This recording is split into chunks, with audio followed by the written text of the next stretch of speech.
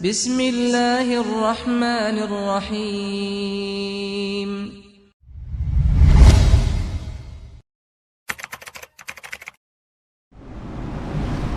Bismillahirrahmanirrahim. Assalamualaikum warahmatullahi wabarakatuh.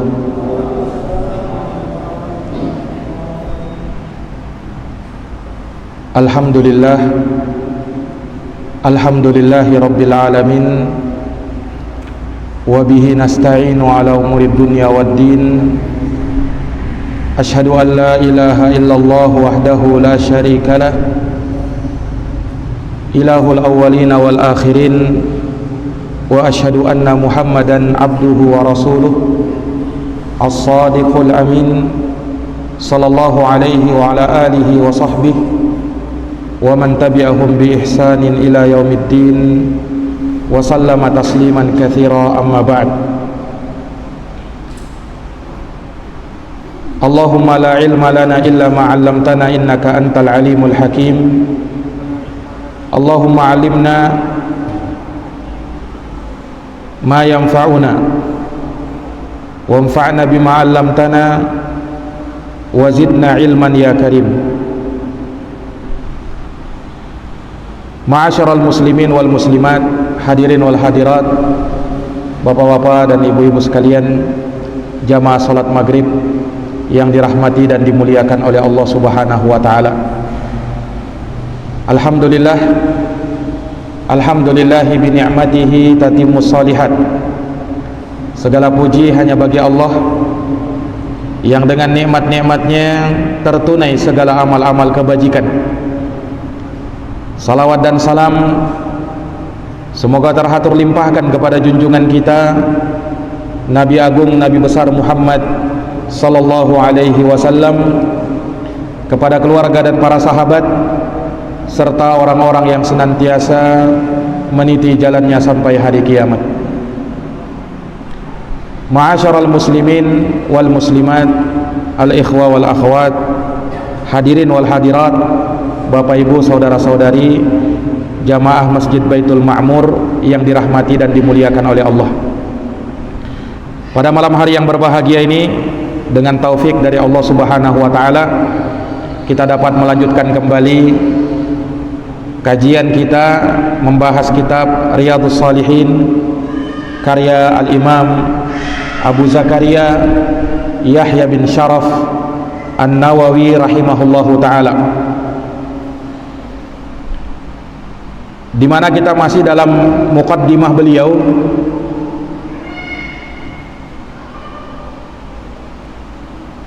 Al-Imam An-Nawawi menyampaikan nasihat-nasihatnya kepada kita, nasihat-nasihat yang sangat mendalam, agar kita betul-betul menyadari akan hakikat dari kehidupan ini. Terakhir kita singgung ayat yang beliau bawakan dalam surat Az-Zariyat ayat 56 sampai 57. Allah Subhanahu wa taala berfirman, "Wa ma khalaqtul jinna wal insa illa liya'budun." Tidaklah kuciptakan jin dan manusia kecuali agar mereka beribadah kepadaku. Ma uridu minhum mir rizqin wa ma uridu ayyut'imun. Aku tidak menginginkan dari mereka agar mereka memberikan rezeki kepadaku, dan tidak pula aku inginkan dari mereka agar mereka memberikan makan kepadaku. Sebab Allah Subhanahu wa taala dialah yang maha memberikan rezeki, dialah yang maha memberikan segalanya, dan itu semua di tangan Allah Subhanahu wa taala Rabbul Alamin. Maka ayat yang mulia ini menyebutkan akan hakikat tujuan kita diciptakan, yaitu untuk beribadah kepada Allah Subhanahu wa taala. Imam An-Nawawi berkata, wa hadza tasrihun bi annahum khuliqu lil ibadah. Dan ini adalah penegasan dari Allah Subhanahu wa taala bahwa mereka jin dan manusia diciptakan untuk beribadah kepada Allah Subhanahu wa taala. Fa haqqa 'alaihimul i'tina'u bima khuliqu lahu. Maka sudah menjadi kewajiban atas mereka untuk memperhatikan maksud mengapa mereka diciptakan di dunia ini, wal i'radu an hududid dunya bizahadah, dan hendaknya mereka berpaling dari urusan-urusan dunia yang banyak melalaikan mereka dari beribadah kepada Allah Subhanahu wa taala dengan bersikap zuhud terhadap dunia. Telah kita jelaskan makna dari zuhud itu. Kemudian beliau mengatakan, fa innaha daru nafadin, karena sebab dunia itu adalah negeri yang akan sirna, wala la mahallu ikhladin, dia bukan tempat yang kekal abadi, wa markabu uburin, dia ibarat kendaraan untuk menyeberang. Dunia ini ibarat kendaraan yang kita pakai untuk menyeberang. La manzilu huburin, dia bukan tempat untuk kita bersenang-senang di dalamnya. Inilah hakikat dunia yang beliau sebutkan. Artinya jamaah sekalian, seseorang yang hidup di dunia jangan sampai lupa dengan akhiratnya. Jangan sampai dia hidup di dunia hanya mencari kesenangan, sementara dia lupakan agamanya. Inilah sifatnya orang-orang kafir. Di dalam Al-Quran, di surat Muhammad ayat yang ke-12, Allah Subhanahu wa ta'ala menyebutkan dari sifatnya orang-orang kafir. Kata Allah Subhanahu wa ta'ala, walladzina kafaru wa yatamatta'una wa ya'kuluna kama ta'kulul an'am wan naru mathwal lahum. Kata Allah, dan orang-orang kafir mereka bersenang-senang di dunia, mereka makan di dunia sebagaimana hewan juga makan, dan tempat akhir mereka adalah neraka. Lihat bagaimana Allah mensifatkan keadaan orang-orang kafir yang mereka hanya tahu bersenang-senang di dunia. Mereka bisa makan sebagaimana hewan pun makan. Terus apa yang membedakan antara mereka dengan hewan kalau begitu? Kita lihat kehidupan hewan itu. Ketika dia keluar dari kandangnya misalnya, kita lihat ayam itu. Tatkala dia keluar dari kandangnya, maka dia akan terus mencari makanan dan makanan. Hari demi harinya, detik demi detiknya dia habiskan hanya sekedar untuk mencari makanan, ya kan? Makanya terus dia mematuk-matuk itu, dan tidak letihnya dia mencari makanan.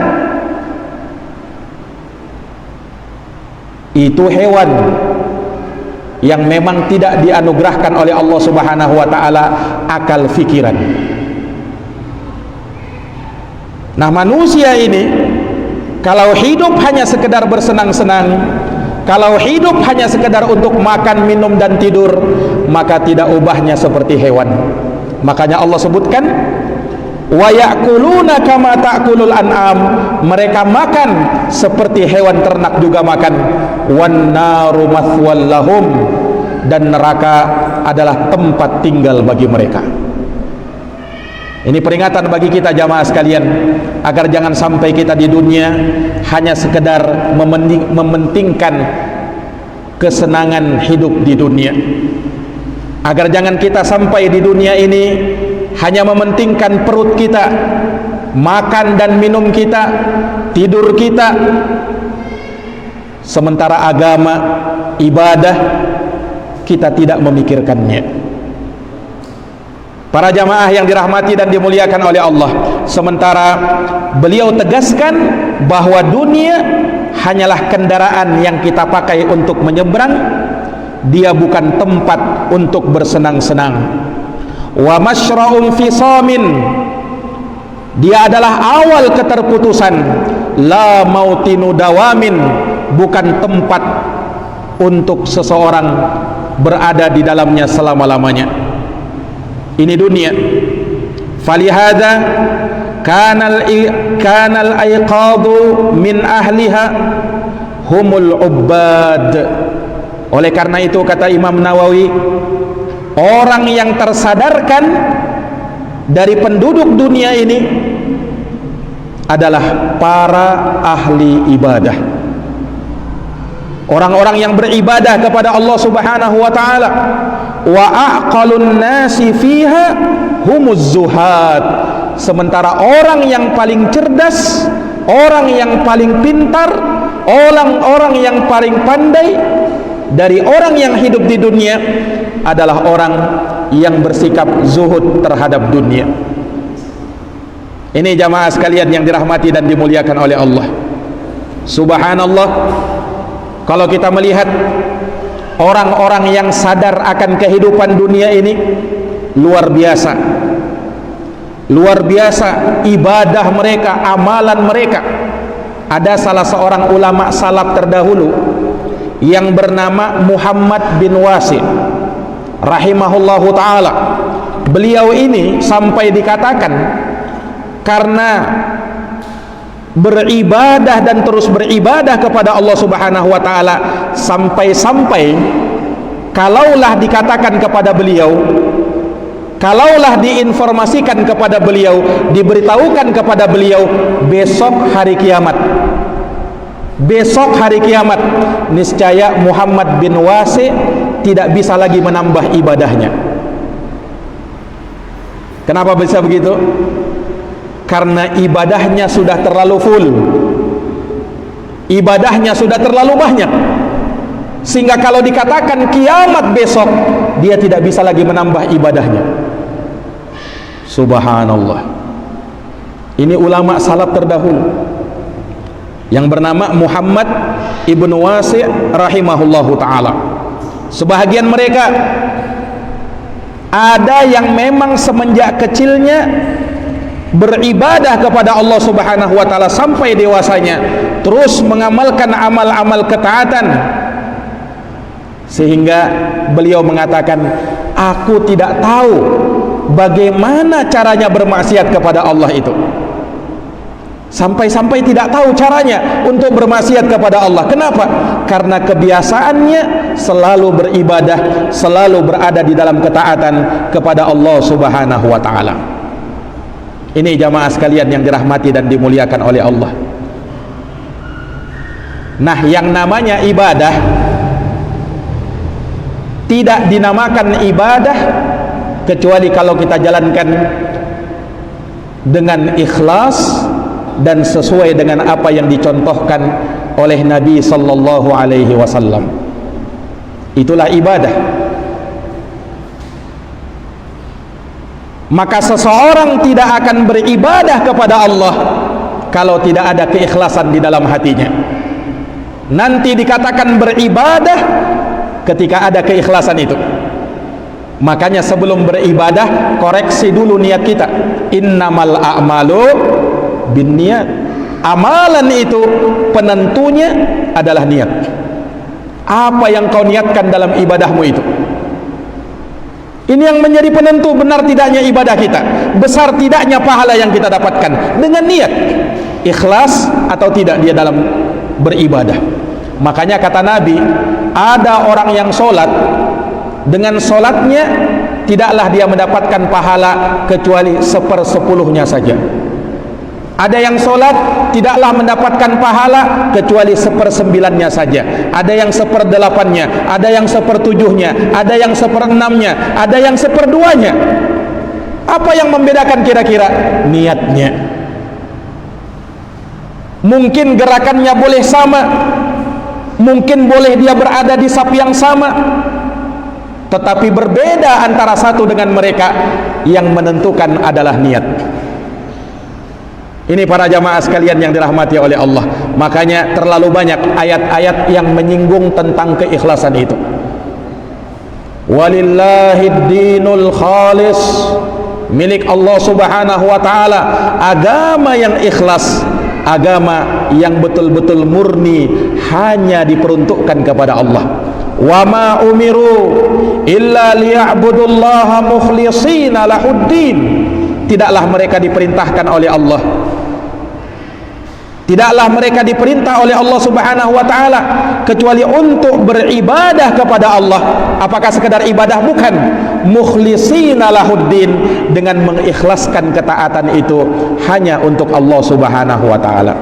Tanpa keikhlasan, Pak, amalan kita bagaikan debu yang berterbangan, persis seperti yang Allah firmankan dalam Quran, wa qadimna ila ma'amilu min amalin faja'alnahu haba'an mansura. Kami hadapi amalan yang mereka kerjakan, lalu kami jadikan amalan itu bagaikan debu yang berterbangan, tidak dianggap sama sekali oleh Allah. Ini jamaah sekalian, sehingga kita ini jangan sampai tertipu dengan amal ibadah kita.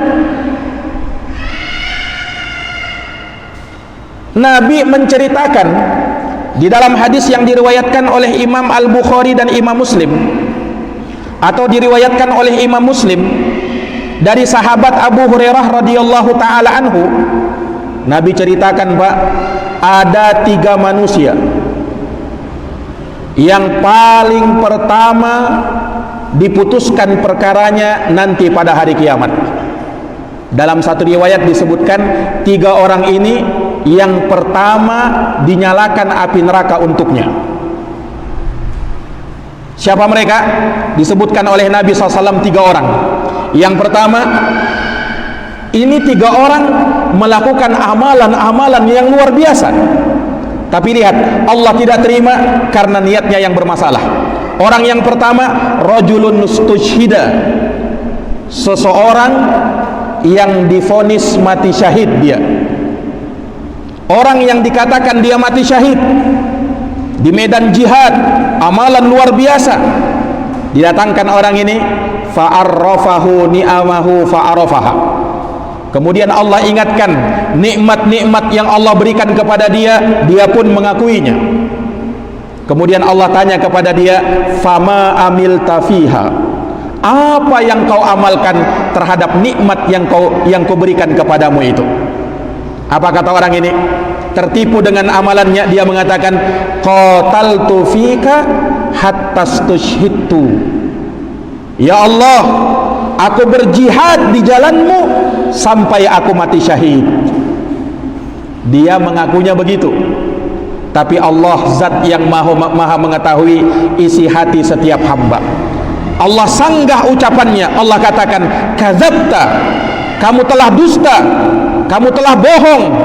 Walakinnaka qatalta li ayyuqala jari, tetapi kamu berjihad bukan karena Allah, bukan di jalan Allah, tetapi kamu berjihad supaya dikatakan seorang pemberani. Faqad qila, itu sudah dikatakan kepadamu. Allah tidak terima amalannya. Tsumma umira bih, maka Allah pun perintahkan malaikat untuk menyeretnya. Fasuhiba ala wajhih, lalu dia diseret di atas wajahnya. Hatta ulqiya finnar, sampai dia dilemparkan ke dalam api neraka. Nauzubillahi min dalik. Di neraka, Pak, kalau diseret, kalau orang di dunia diseret masih mending, diseret mungkin jatuh, ya badannya terseret atau belakangnya yang terseret. Tetapi kalau di akhirat orang diseret, wajahnya yang di bawah, diseret, dilemparkan ke dalam api neraka. Betul-betul dihinakan dia. Ini orang yang pertama. Orang yang kedua, rajulun ta'allamal ilma wa 'allamah wa qara'al Qur'an. Orang yang kedua ini orang yang juga tidak kalah besar amalannya dengan orang yang pertama. Orang yang belajar agama dan dia suka membaca Quran. Fa'utiya bihi fa'arrafahu ni'amahu fa'arafaha. Didatangkan orang ini, kemudian Allah ingatkan nikmat-nikmat yang telah diberikan kepadanya, dia pun mengakuinya. Allah tanya sama dia, fama amilta fiha, apa yang kau amalkan terhadap nikmat yang telah kuberikan itu? Maka dia mengatakan, ta'allamtul ilma wa 'allamtuhu wa qara'tu fikal Qur'an. Ya Allah, aku belajar ilmu dan aku mengajarkannya, serta aku baca Quran ini, dan itu aku lakukan karenamu ya Allah. Dia ucapkannya seperti itu. Allah yang maha mengetahui isi hati seorang hamba, Allah katakan, kadzabta, kamu telah bohong, kamu telah dusta, walakinnaka ta'allamtal ilma liyuqala alim wa qara'tal qur'ana liyuqala huwa qari'. Kamu itu belajar agama tidak lain dan tidak bukan supaya dikatakan orang alim, dan kamu baca Quran supaya dikatakan qari', ahli baca Quran. Itu niat kamu, dan kamu sudah dapatkan itu, tapi amalmu tidak aku terima. Thumma umira bih, Allah perintahkan malaikat untuk menyeretnya, fasuhiba ala wajhihi, kemudian dia diseret di atas wajahnya, hatta ulqiya finnar, sampai ia pun dilemparkan ke dalam api neraka. Naudzubillahi min dzalik. Orang yang kedua. Orang yang ketiga juga tidak kalah hebat. Siapa orang yang ketiga? Kata Nabi sallallahu alaihi wasallam, wa rajulun wassa'allahu alaihi wa a'tahu min asnafil mali kulli. Orang yang ketiga ini orang yang Allah luaskan untuknya dunia, dan Allah berikan segala perbendaharaan harta untuk dirinya. Orang kaya, orang yang berduit, segala sesuatu dia punya. Kemudian Allah ingatkan nikmat itu kepada dia, dia pun mengakuinya. Allah tanya, fama amilta fiha, apa yang kau amalkan? Maka orang ini mengatakan, ma taraktu min sabilin tuhibbu ayyunfiqa fiha illa anfaqtu fiha laka. Ya Allah, tidak ada satupun jalan yang aku tinggalkan yang itu kau cintai ya Allah, kecuali aku berinfak untukmu, dan aku lakukan itu karenamu ya Allah.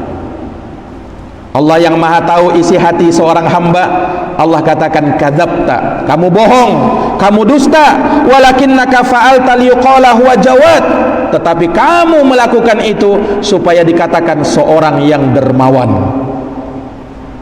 Faqad qila, itu sudah kau dapatkan. Tsumma umira bih, malaikat diperintahkan oleh Allah subhanahu wa ta'ala untuk menyeret dia, fasuhiba ala wajhi, kembali diseret di atas wajahnya, thumma ulqiya finnar, kemudian dilemparkan ke dalam api neraka. Wal iyadu billah. Hadits ini sahih riwayat Imam Muslim. Para jamaah yang dirahmati dan dimuliakan oleh Allah, lihat bagaimana kesudahan orang-orang yang tidak ikhlas dalam beramal seperti ini. Makanya para jamaah sekalian, sekali lagi jangan sampai tertipu kita dengan amal ibadah kita. Perhatikan dulu, sudahkah bagus niat kita? Sudahkah ikhlas niat kita? Ini yang pertama yang kita benahi dulu. Kemudian berikutnya, sudahkah amalan kita sesuai dengan apa yang digariskan oleh agama, sesuai dengan apa yang ditontonkan oleh Nabi SAW ataukah tidak? Ini juga perlu kita koreksi. Dan semua itu tidak akan mungkin kita dapatkan kecuali dengan tolabul ilmi, menuntut ilmu.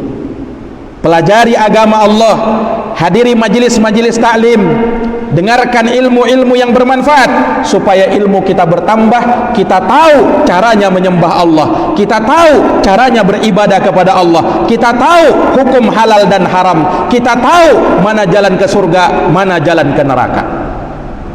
Ini para jamaah sekalian, dan ilmu menuntut adanya amalan. Para jamaah yang dirahmati dan dimuliakan oleh Allah, maka demikianlah seseorang yang beribadah kepada Allah subhanahu wa ta'ala, seseorang yang tahu akan hakikat dunia. Dan Imam Nawawi rahimahullah mengatakan bahwa orang yang paling cerdas adalah orang yang paling zuhud terhadap dunia. Dan sesuai dengan sabda Nabi, ketika Nabi ditanya, ya Rasulullah, ayyul mu'minina afdal, siapa orang beriman yang paling utama ya Rasulullah? Rasul mengatakan, orang beriman yang paling utama ahsanuhum khuluqa, orang yang beriman yang paling bagus akhlaknya. Kemudian Nabi ditanya lagi, ayyul mu'minina aqyas, ya Rasul, siapa orang mukmin yang paling cerdas? Kata Rasulullah SAW, ahsanuhum lima ba'dahu isti'dada wa aktsaruhum lima ba'dahu wa aktsaruhum bidzikril mauta. Orang yang paling cerdas adalah orang yang paling bagus persiapannya tatkala menuju negeri akhirat, dan orang yang paling banyak mengingat kematian.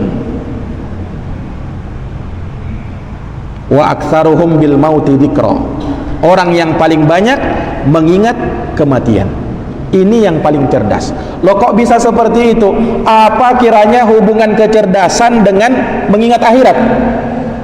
Apa hubungannya kira-kira?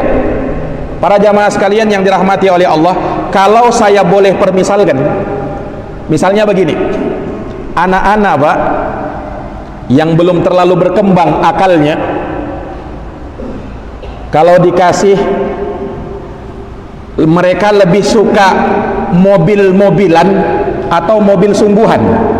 Anak-anak yang belum berkembang akalnya, yang masih suka bermain-main, suka narik mobil biasanya itu, kira-kira dia pilih mana? Mobil-mobilan atau mobil sungguhan? Karena masih anak-anak, dia pilih mobil-mobilan. Tapi ketika akalnya sudah berkembang, dewasa, ditawarkan mau mobil-mobilan atau mobil sungguhan, orang yang cerdas tentu akan memilih mobil sungguhan. Para jamaah yang dirahmati dan dimuliakan oleh Allah, begitulah perbandingan antara dunia dan akhirat. Itulah perbandingan antara dunia dan akhirat.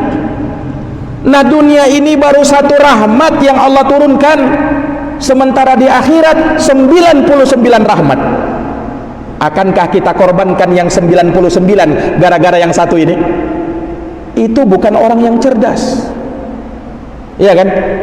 Makanya sinkron kalau Nabi mengatakan orang yang cerdas itu yang banyak mengingat mati dan paling bagus persiapannya tatkala menuju akhirat. Kenapa? Karena dia menginginkan hal yang lebih nikmat lagi daripada kenikmatan yang ada di dunia. Dunia kenikmatan yang fana, sementara banyak menipu. Akhirat itulah kenikmatan yang sesungguhnya. Itulah orang yang paling cerdas. Ini para jamaah sekalian yang dirahmati dan dimuliakan oleh Allah. Makanya terlalu banyak ucapan-ucapan, nasihat-nasihat para ulama ussalaf untuk menyadarkan manusia, karena memang manusia banyak tertipu dengan sesuatu yang dia lihat. Nah, kalau akhirat kan Pak, belum kita lihat, baru diceritakan. Yang nyata itu baru dunia sekarang ini. Akhirat baru cerita. Nanti kalau kita sudah mati, akhirat yang nyata, dunia tinggal cerita. Ini para jamaah yang dirahmati dan dimuliakan oleh Allah Subhanahu wa ta'ala. Sahabat Ali bin Abi Thalib pernah mengatakan, irtahalatid dunya mudbiratan wartahalatil akhirah muqbilatan. Dunia pergi menjauh dari kita, sementara akhirat datang mendekat kepada kita. Setiap kali umur kita bertambah, usia kita bertambah, hakikatnya dunia akan semakin menjauh, akhirat semakin dekat. Ya kan? Setiap kali umur kita bertambah itu, dunia semakin menjauh dari kita, akhirat semakin dekat kepada kita. Dan itu dirasakan bagi orang yang sudah tua. Naam, beda dengan anak muda yang lebih puas dan bisa merasakan nikmat dunia lebih lagi. Orang tua terlalu banyak halangannya, terlalu banyak penyakitnya, sudah terlalu banyak pantangannya, tidak bisa ini, tidak bisa itu, sudah berkurang dunia itu, memang sudah menjauh. Tanda-tanda akhirat sudah mau mendekat. Ini jamaah sekalian. Makanya sahabat Ali bin Abi Thalib mengatakan, dunia pergi menjauhi kita, sementara akhirat datang mendekat kepada kita. Kemudian beliau mengatakan, walikullin minhuma banun, dan setiap dari masing-masingnya ada pengikut-pengikutnya. Disifatkan dengan banun, anak-anak. Yang namanya anak itu kan akan ngikut kepada induknya, kepada orang tuanya. Nah, dunia begitu, akhirat begitu. Ada anak-anak dunia, ada anak-anak akhirat. Kata sahabat Ali bin Abi Thalib, "Fakunu min abna'il akhirah wala takunu min abna'id dunya." Jadilah kau anak-anak akhirat dan jangan menjadi anak-anak dunia. Ini nasihat sahabat Ali bin Abi Thalib. Al-yauma amalun wala hisab. Hari ini adalah hari untuk beramal, belum ada perhitungan amal pada hari ini, kata beliau. Wa ghadan, besok hisabun wala amal, adalah hari perhitungan, tidak ada lagi hari untuk beramal. Artinya manfaatkan kehidupan kita sebelum datang ajal menjemput kita. Para jamaah yang dirahmati dan dimuliakan oleh Allah, kemudian Imam Nawawi menyebutkan satu ayat di dalam Quran di surat Yunus ayat 24. Ayat ini juga menggambarkan tentang kehidupan dunia. Innama mathalul hayatid dunya, sesungguhnya permisalan kehidupan dunia, kama in anzalnahu minas sama, adalah seperti air yang kami turunkan dari atas langit, fakhtalata bihi nabatul ard, yang air itu pun menerpa bumi Allah, membasahi bumi Allah, menumbuhkan tumbuhan-tumbuhan, mimma ya'kulun nas, tumbuhan yang bisa dimakan oleh manusia, wal an'am, demikian pula hewan-hewan ternak. Hatta idza akhadatil ardu zukhrufaha, hingga tatkala bumi itu menampakkan keindahannya, wa zayyanat, dan terhiasi dengan hiasan-hiasannya, wa dhanna ahluha annahum qadiruna 'alaiha, sementara penghuni dunia menyangka dia bisa menguasai dunia itu, dia bisa memanen apa yang bisa dia panen. Ataha amruna lailan wa nahara, maka tiba-tiba datang kepadanya apa yang kami telah tentukan di malam dan di siang hari. Faja'alnaha hasidan, maka kami jadikan dunia itu sirna, ka'allam taghna bil ams, seakan-akan dia sesuatu yang tidak pernah ada sebelumnya. Kadzalika nufassilul ayat liqaumi yatafakkarun, demikianlah kami rinci ayat-ayat itu bagi orang-orang yang mau berfikir. Ini ayat juga sebagai peringatan bagi kita. Dan ayat-ayat yang semisal ini sangat banyak. Kemudian beliau mengatakan, walaqad ahsanal qail, sungguh telah bagus orang yang mengatakan dalam 3 bait syair tentang masalah dunia. Apa katanya? Innalillahi ibadan futana, sesungguhnya Allah memiliki hamba-hamba yang cerdas. Talaqud dunya wa khaful fitana, dia menceraikan dunia karena takut dengan fitnah-fitnahnya. Nadharu fiha falamma alimu, mereka melihat pada dunia itu tatkala mereka tahu dunia itu annaha laysat lihayyin watana, bahwa dia bukanlah tempat tinggal yang sebenarnya. Ja'aluha lujjatan wattakhadu, mereka menjadikan dunia itu ibarat lautan yang berombak. Wattakhadu salihal a'mali fiha sufuna, dan mereka menjadikan amalan soleh sebagai perahu keselamatan bagi dirinya di kehidupan dunia. Ini para jamaah sekalian yang dirahmati dan dimuliakan oleh Allah Subhanahu wa taala. Maka kalau demikian keadaannya, ya, dan kita sadar maksud kita diciptakan untuk itu, maka sudah menjadi kewajiban kita sebagai orang yang berakal, yang diberikan oleh Allah akal fikiran, untuk menempuh jalan keselamatan, untuk mengupayakan dengan sesungguhnya, mempersiapkan persiapan-persiapan untuk kita menuju kepada Allah Subhanahu wa taala. Jangan sampai kita menunda-nunda amalan.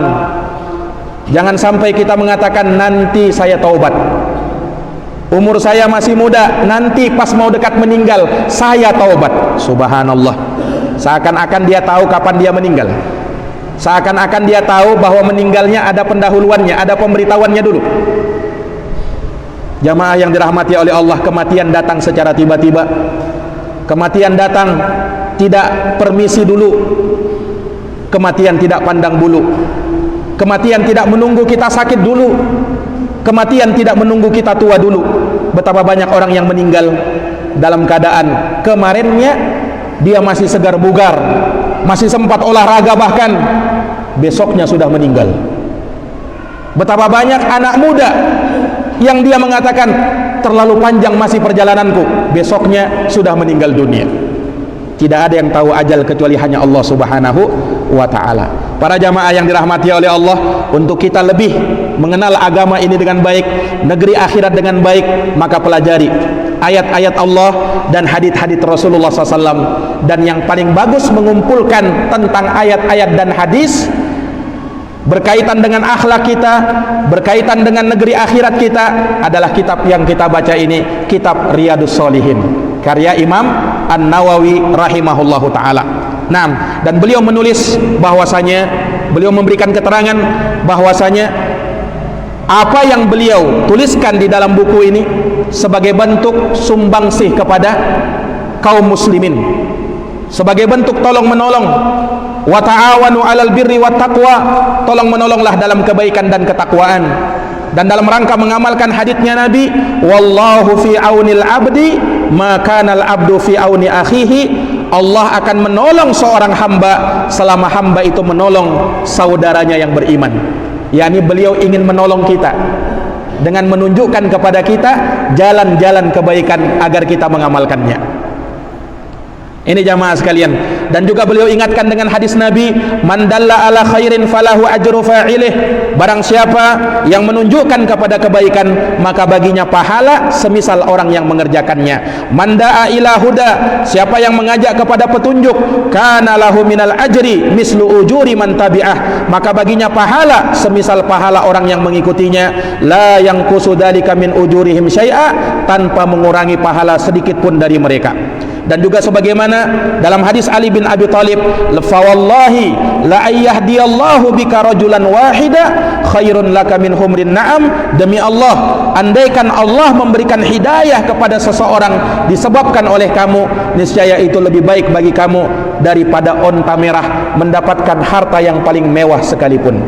Nah, ini maksud latar belakang yang menjadikan beliau mengarang, menulis buku kitab Riyadhus Shalihin, dalam rangka untuk memberikan sumbangsi kepada kita, menolong kita, mendekatkan kita kepada ketakwaan, mendekatkan kita kepada Allah Subhanahu wa taala, agar kita bisa istiqomah di dalam kehidupan, agar kita tidak terlena dengan kehidupan dunia, agar kita menjadi anak-anak akhirat, bukan anak-anak dunia. Para jamaah yang dirahmati dan dimuliakan oleh Allah, dengan ini selesai sudah kita membaca kitab muqaddimah beliau Al-Imam An-Nawawi rahimahullahu ta'ala. Di pertemuan yang akan datang kita akan sebutkan bab demi bab yang beliau sebutkan dalam kitab Riyadhus Shalihin. Yang pertama beliau sebutkan adalah tentang niat yang ikhlas. Ini bab yang pertama yang akan kita pelajari, tentang niat yang ikhlas. Ini sesuai, karena orang sebelum belajar, orang sebelum beramal, orang sebelum beribadah harus dilandasi dengan niat yang ikhlas. Bagaimana itu niat, bagaimana itu ikhlas, akan kita pelajari insyaallah ta'ala di pertemuan yang akan datang. Demikian para jamaah yang dirahmati dan dimuliakan oleh Allah. Lebih dan kurangnya saya mohon maaf. Hadanallahu wa iyyakum ajma'in. Kita tutup dengan doa kafaratul majlis. Subhanakallahumma wa bihamdika asyhadu an la ilaha illa anta astaghfiruka wa atubu ilaik. Subhana rabbika rabbil izzati amma yasifun wa salamun alal mursalin walhamdulillahi rabbil alamin. Wassalamu alaikum warahmatullahi wabarakatuh.